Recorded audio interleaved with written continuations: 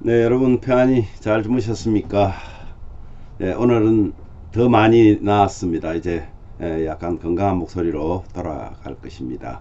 여러분 기도에 감사드립니다. 사도신경 고백하면서 5월 7일 화요일 아침 기도를 우리 하나님께 올려드립니다.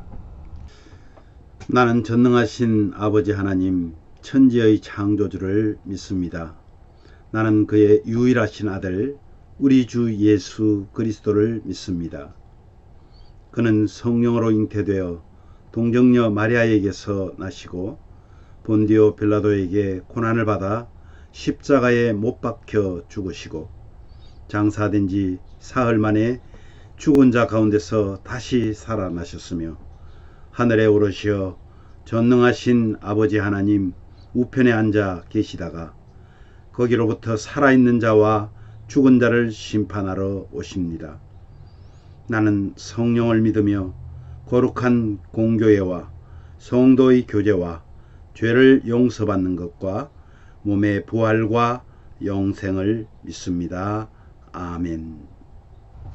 찬송가 384장 나의 갈 길 다가도록 예수 인도하시니 우리 함께 찬양합니다.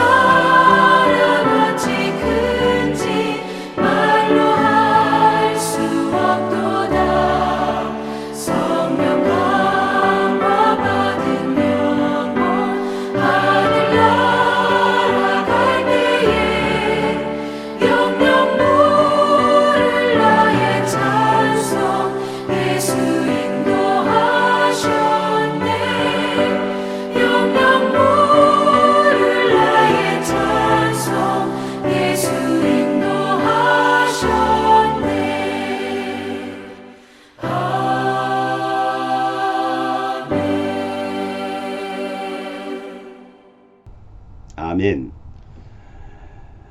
오늘 말씀은요, 열왕기상 14장 1절에서 20절 말씀입니다.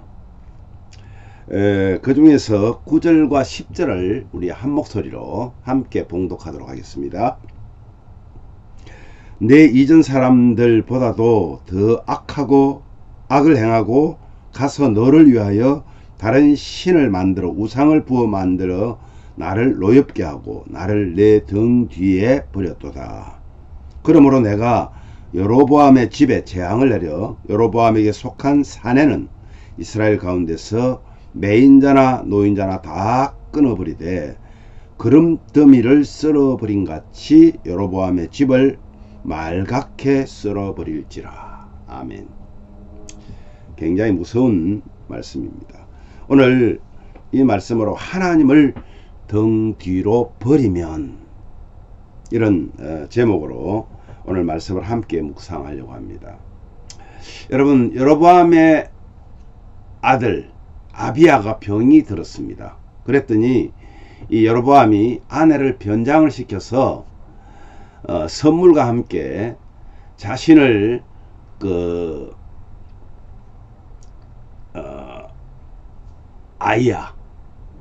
아이야라는 선지자에게 보냅니다. 아이야는요, 하나님의 명령대로 무서운 심판이 임할 것이다, 네 아이가 죽을 것이라고 이야기를 합니다. 여로보암의 아내가 집으로 돌아오자 아이야는 예언대로 아이가 죽습니다. 그리고 여로보암을 이어서 그의 아들 나답이 왕이 되게 되었다 하는 이제 그런 내용입니다. 여러분, 하나님을 등진 이 여로보암, 그 집을 향한 하나님의 심판이 시작됩니다. 말씀드린 대로 아들 아비야가 심각한 병을 앓자 여로보암은 아내를 변장시켜 가지고 예전에 유다에서 자신에게 네가 왕이 될 것이다 라는 것을 예언한 선지자 있죠. 옷을 찢어서 10조각을 이 여로보암에게 준 그 선지자에게 찾아가게 합니다. 그리고 아들의 병에 대한 답을 얻을 수 있을 것이라고 이제 여긴 거죠. 나이 많은 아이야는 눈이 어두워졌습니다. 그래서 사람들을 잘 분별하지 못합니다. 그래서 아이야는 눈이 어두웠지만은 그의 영은 살아 있었기 때문에 어두워서 보지 못함에도 불구하고 이미 모든 것을 알고 있었습니다. 그는 여로보암의 아내에게 하나님의 책망과 심판의 메시지를 전합니다. 여로보암을 북이스라엘 왕으로 세우신 분은 네가 잘나서가 아니, 내가 너에게 10조각을 뜯어서 준 것은 내가 알아서 준 것이 아니라 하나님이 한 것이라는 것을 다시 상기시킵니다. 그러나 여로보암은 다윗과는 달리 하나님의 명령을 따르지 않습니다. 여러분 생각해 보십시오. 하나님께서 이런 책망의 심판을 메시지로 줄 때는 뭐 하는 겁니까? 돌아오라는 겁니다. 회개하라는 겁니다. 우상을 버리고 다시 돌아오면 살려주겠다는 겁니다. 그런데 그는 사람을 두려워하지 않습니다. 그렇죠? 그리고 하나님을 두려워하지 않습니다. 그래서 그는 사람을 두려워하면서 하나님을 등 뒤로 버린 아주 비정한 왕입니다. 그래서 우상을 만들어서 섬겼고 자신을 세워주신 하나님을 버리고 자신의 유익을 우선시하는 그런 이 지도자에게 하나님은 징벌을 내립니다. 은혜를 은혜로 알면요, 말씀의 길로 행하게 됩니다. 백성의 반란으로 왕이 아닌 여로보암이 북이스라엘의 왕이 된 것은 하나님의 은혜였잖아요.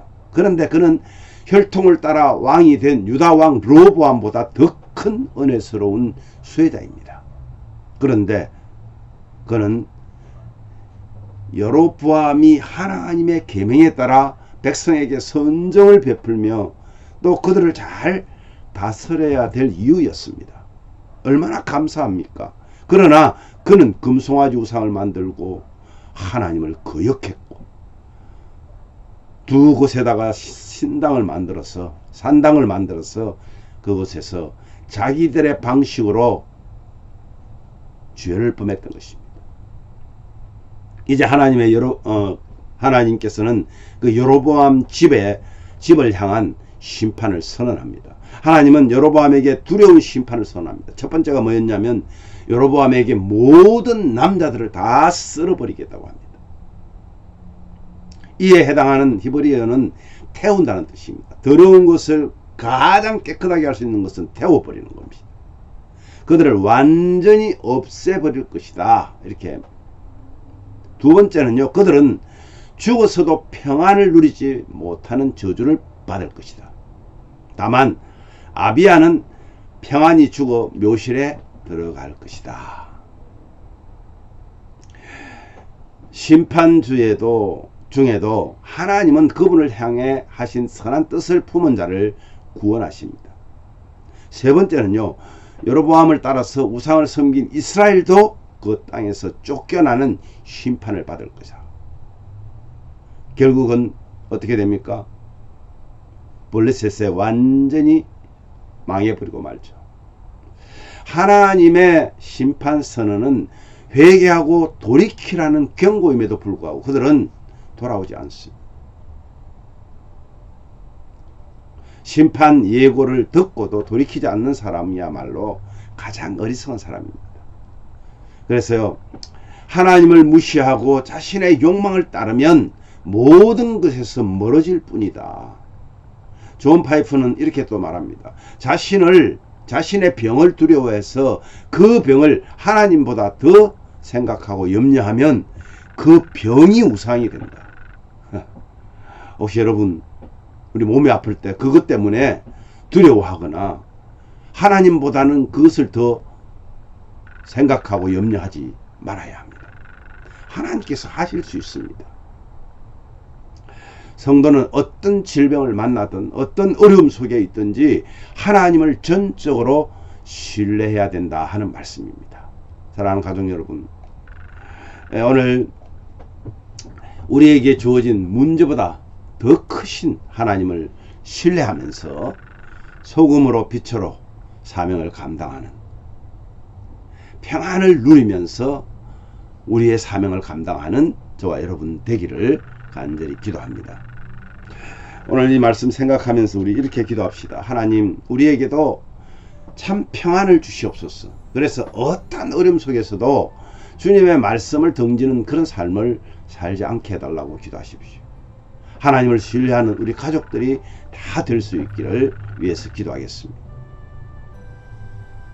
또 하나, 육적으로 영적으로 연약한 우리 성도들, 여호와로 인해서 회복되어지고 강하고 담대하게 세상을 이기게 해달라고 기도하시는데, 특별히 우리 형제 자매들과 가족들, 자녀들을 위해서 기도합시다. 그리고 우리 한국, 그리고 미국 정부를 위해서, 교회를 위해서, 위정자들을 위해서, 여러분, 우리가 해야 될 기도입니다. 그래야 우리가 평안하게 살 수 있습니다.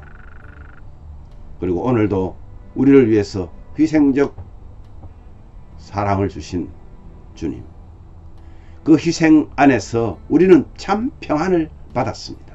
그래서 참 평안을 통해서 소금과 빛의 사명을 사랑으로 감당하는 저와 여러분 되게 해달라고 우리 함께 기도합니다. 제가 먼저 기도하겠습니다. 하나님 아버지, 감사합니다. 우리에게 주어진 어려움이나 우리를 힘들게 하는, 고민할 수밖에 없는 문제들이 언젠가는 반드시 해결되는 것을 알면서도 그 일이 우리에게 직면하면 우리는 그것 때문에 너무나 힘들어하고, 또한 그것 때문에 하나님을 잊어버리는 경우들이 참 많습니다.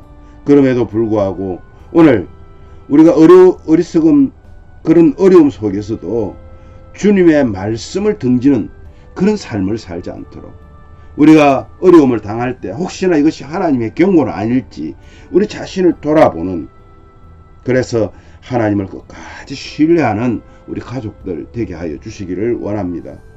육적으로 영적으로 연약한 성도들 많습니다. 주님 함께 하여 주시고, 특별히 회복되어서 강하고 담대하게 세상을 이기는 그런 우리 성도들 되게 하여 주시옵소서. 우리 형제 자매들과 가족들, 자녀들을 위해서 기도하는, 또 나라와 민족을 위해서 기도하는 오늘 이 아침의 기도를 주님께서 들어 응답하여 주시옵소서. 오늘도 우리를 위해서 희생하시면서 마지막 제자들에게 평안을 주신 그 평안을 저희들도 소유하고 하나님 앞에서 그 평안함으로 우리에게 주신 소명을 감당하는 그런 우리 모든 가족들 되도록 은혜를 더하여 주시기를 간절히 소원하옵고 우리를 위하여 희생하신 예수 그리스도 이름으로 간절히 기도하옵나이다. 아멘.